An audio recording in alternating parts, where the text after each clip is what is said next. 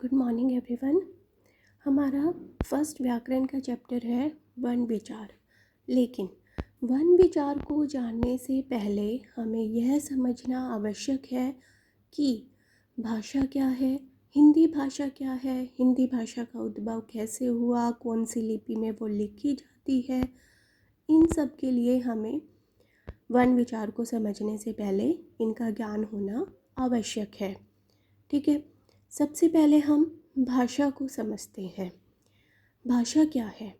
भाषा विचारों को व्यक्त करने का माध्यम है जिसे संप्रेषण कहा जाता है।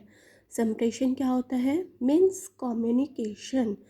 कम्युनिकेशन मीन्स जिसमें हम अपने विचार प्रकट कर सकते हैं तथा दूसरों के विचारों को सुन सकते हैं, जिसकी सहायता से हम अपनी बात को कह पाते हैं और विचारों एवं भावनाओं को अभिव्यक्त करते हैं।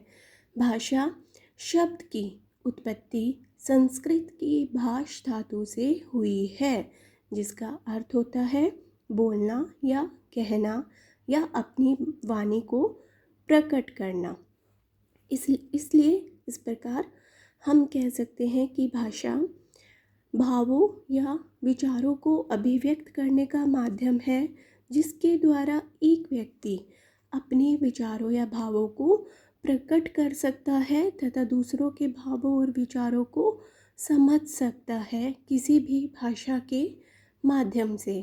ठीक है, उसके बाद अब हम जानते हैं कि हिंदी भाषा क्या है।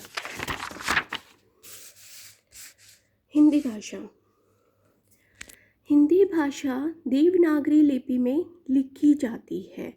हिंदी भाषा को हम संस्कृत का ही रूप मानते हैं। ऐसा माना जाता है कि संस्कृत भाषा से ही हिंदी भाषा का उद्भव हुआ है और हिंदी भाषा को देवनागरी लिपि में लिखा जाता है। अब देवनागरी लिपि क्या है? देवनागरी लिपि के बारे में जानते हैं। देवनागरी लिपि में अनेक भारतीय भाषाएं लिखी जाती हैं और इसकी सबसे बड़ी विशेषता क्या है कि यह बाएं से दाएं लिखी जाती है। आपने हमेशा देखा होगा कि जब भी हम किसी कॉपी में या ब्लैक बोर्ड पर, वाइट बोर्ड पर जब भी हम लिखते हैं तो हम हमेशा लेफ़्ट साइड से राइट हैंड साइड पर लिखते हैं। तो यह भाषा बाएं से दाएं लिखी जाती है। इसकी पहचान एक क्षैतिज रेखा से होती है जिसे शिरोरेखा कहते हैं। आपने हमेशा देखा होगा कि हम इंग्लिश का कोई वर्ड लिखते हैं, जैसे मैंने ये लिखा ब्यूटीफुल या कोई भी हम वर्ड लिखते हैं तो उसके ऊपर हम कोई रेखा नहीं लगाते, कोई भी लाइन हम नहीं लगाते। लेकिन यहाँ हिंदी के इतने सारे अक्षर लिखे हुए हैं और सबके ऊपर एक लाइन लगी हुई है। इस लाइन को हम क्या बोलते हैं? शिरोरेखा। ठीक है, शिरोरेखा इसकी पहचान होती है कि देवनागरी लिपि में हम जो भी अक्षर लिखेंगे वो शिरोरेखा लगाकर ही लिखा जाता है।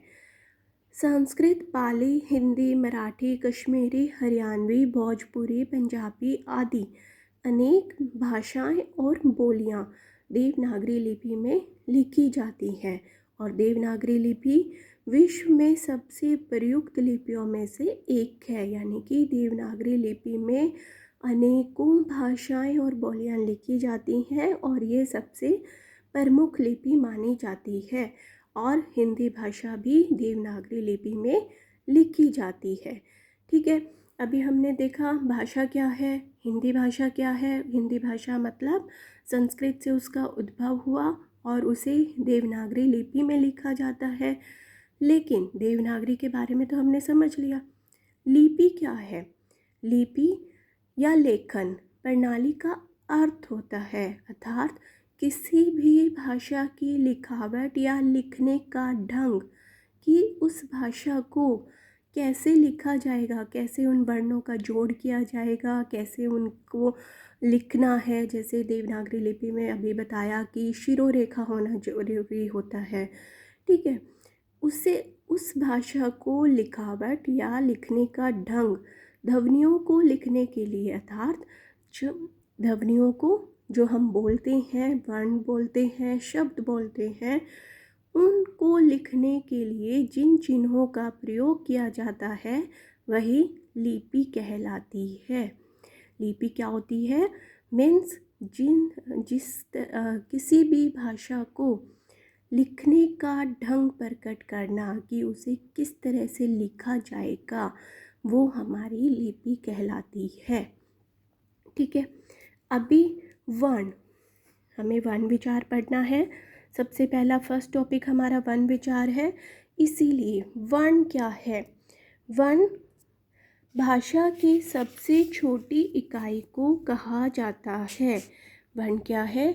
भाषा की सबसे छोटी इकाई को वर्ण कहा जाता है, अर्थात भाषा की वो मूल ध्वनि को वर्ण कहते हैं जिसके टुकड़े नहीं किए जा सकते, जैसे ए, आ, ई, क, ख, ग आदि। हम इसे ऐसे भी बोल सकते हैं जैसे स्वर या व्यंजन। इंग्लिश में आप अल्फ़ाबेट पढ़ते हो, उसी तरह हिंदी में स्वर और व्यंजन होते हैं, जो कि भाषा की सबसे छोटी इकाई कहलाती है। उसे हम वर्ण कहते हैं जिसके टुकड़े नहीं किए जा सकते। लेकिन शब्द क्या है?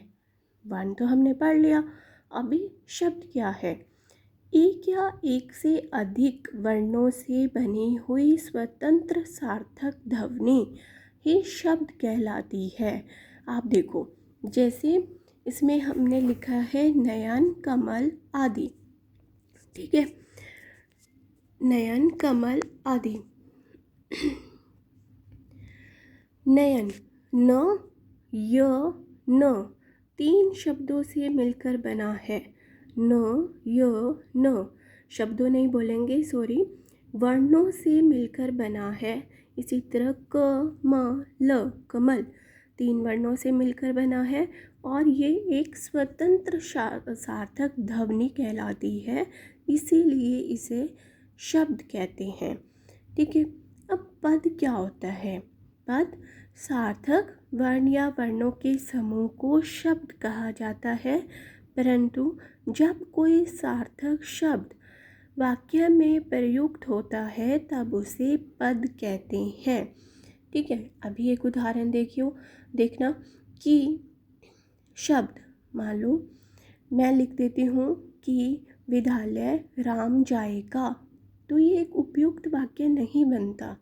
ठीक है, लेकिन अगर हम लिखें कि राम विद्यालय जाएगा, ठीक, तो यानी शब्दों का उचित वर्णन इसमें किया गया है, शब्दों को उपयुक्त रूप से इसमें लिखा गया है।